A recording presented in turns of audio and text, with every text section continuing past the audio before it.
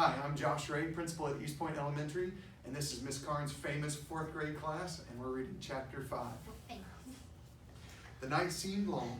Wilbur's stomach was empty and his mind was full. And when your stomach is empty and your mind is full, it's always hard to sleep. A dozen times during the night, Wilbur woke and stared into the blackness, listening to the sounds and trying to figure out what time it was. A barn is never perfectly quiet. Even at midnight, there is usually something stirring.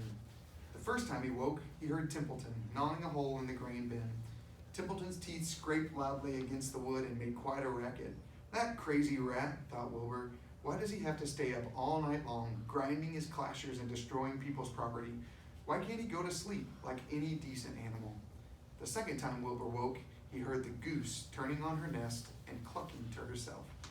What time is it? Whispered Wilbur to the goose. Probably about 11:30, said the goose. Why aren't you asleep, Wilbur? Too many things on my mind, said Wilbur. Well, said the goose, that's not my trouble. I have nothing at all on my mind, but I have too many things under my behind. Have you ever tried to sleep while sitting on 8 eggs? No, replied Wilbur. I suppose it is uncomfortable. How long does it take a goose egg to hatch? Approximately 30 days, all told, answered the goose. But I cheat a little. On warm afternoons, I just pull a little straw over the eggs and go out for a walk. Wilbur yawned and went back to sleep. In his dreams, he heard again the voice saying, I'll be a friend to you. Go to sleep. You'll see me in the morning. About half an hour before dawn, Wilbur woke and listened. The barn was still dark. The sheep lay motionless. Even the goose was quiet. Overhead on the main floor, nothing stirred. The cows were resting. The horses dozed. Templeton had quit work and gone off somewhere on an errand. The only sound was a slight scraping noise from the rooftop, where the weather vane swung back and forth. Wilbur loved the barn when it was like this, calm and quiet, waiting for light. Day is almost here, he thought. Through a small window, a faint gleam appeared. One by one, the stars went out. Pop, pop. Wilbur could see the goose a few feet away. She sat with head tucked under a wing. Then he could see the sheep and the lambs. The sky lightened. Oh, beautiful day, it is here at last. Today I shall find my friend. Wilbur looked everywhere. He searched his pen thoroughly. He examined the window ledge, stared up at the ceiling, but he saw nothing new. Finally, he decided he would have to speak up. He hated to break the lovely stillness of dawn by using his voice, but he couldn't think of any other way to locate the mysterious new friend who was nowhere to be seen. So Wilbur cleared his throat. Attention, please, he said in a loud, firm voice. Will the party who addressed me at bedtime last night kindly make himself or herself known by giving an appropriate sign or signal? Wilbur paused and listened. All the other animals lifted their heads and stared at him. Wilbur blushed, but he was determined to get in touch with his unknown friend. Attention, please, he said. I will repeat the message. Will the party who addressed me at bedtime last night kindly speak up? Please tell me who you are, if you are my friend.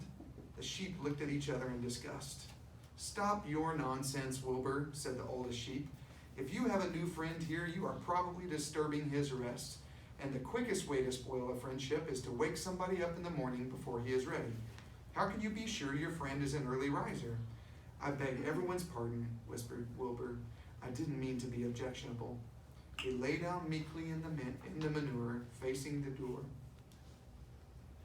He lay down meekly in the manure. Oh. He did not know it, but his friend was very near, and the old sheep was right. The friend was still asleep. Soon, Lurvy appeared with slops for breakfast. Wilbur rushed out, ate everything in a hurry, and licked the trough. The sheep moved off down the lane. The gander waddled along behind them, pulling grass. And then, just as Wilbur was settling down for his morning nap, he heard a thin voice that had addressed him the night before. Salutations, said the voice. Wilbur jumped to his feet. Salu what? He cried. Salutations, repeated the voice. What are they, and where are you? Screamed Wilbur. Please, please tell me where you are, and what are salutations? Salutations are greetings, said the voice. When I say salutations, it's just my fancy way of saying hello or good morning. Actually, it's a silly expression, and I'm surprised that I use it at all. As for my whereabouts, that's easy. Look up here in the corner of the doorway. Here I am. Look, I'm waving. At last, Wilbur saw the creature that had spoken to him in such a kindly way. Stretched across the upper part of the doorway was a big spider web, and hanging from the top of the web, head down, was a large gray spider. She was about the size of a gumdrop. She had 8 legs and was waving one of them at Wilbur in a friendly greeting. See me now? She asked. Oh, yes indeed, said Wilbur. Yes indeed. How are you? Good morning. Salutations. Very pleased to meet you. What is your name, please? May I have your name? My name, said the spider, is Charlotte.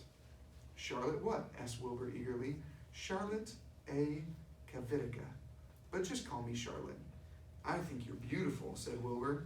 Well, I am pretty, replied Charlotte. There's no denying that. Almost all spiders are rather nice looking. I'm not as flashy as some, but I'll do. I wish I could see you, Wilbur, as clearly as you can see me. Why can't you? Asked the pig. I'm right here. Yes, but I'm nearsighted, replied Charlotte. I've always been dreadfully nearsighted. It's good in some ways, not so good in others. Watch me wrap up this fly. A fly that had been crawling along Wilbur's trough had flown up and blundered into the lower part of Charlotte's web and was tangled in the sticky threads. The fly was beating its wings furiously, trying to break loose and free itself. First, said Charlotte, I dive at him. She plunged head first toward the fly. As she dropped, a tiny silken thread unwound from her rear end. Next, I wrap him up. She grabbed the fly, threw a few jets of silk around it, and rolled it over and over, wrapping it so that it couldn't move.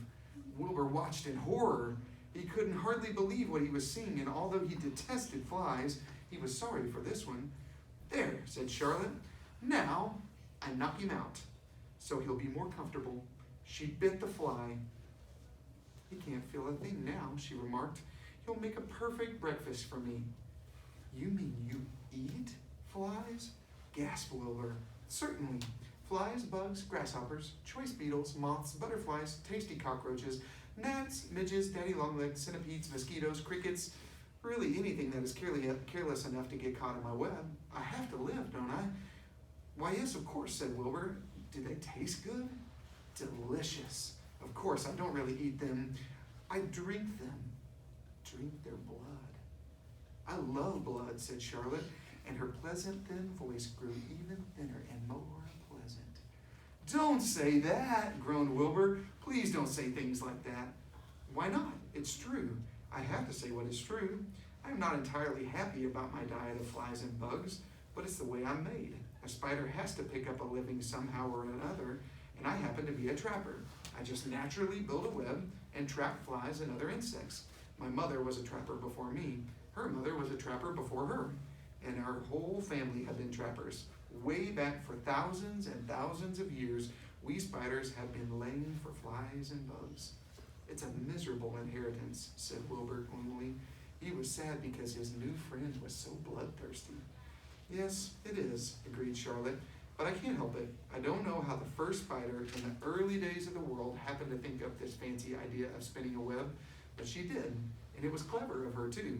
And since then, all of us spiders have had to work the same trick. It's not a bad pitch, on the whole. It's cruel, replied Wilbur, who did not intend to be argued out of his position. Well, you can't talk, said Charlotte. You have your meals brought to you in a pail. Nobody feeds me. I have to get my own living. I live by my wits. I have to be sharp and clever lest I go hungry.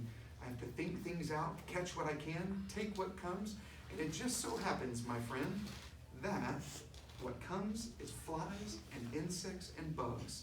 And furthermore, said Charlotte, shaking one of her legs, do you realize that if I didn't catch bugs and eat them, bugs would increase and multiply and get so numerous that they'd destroy the earth and wipe out everything?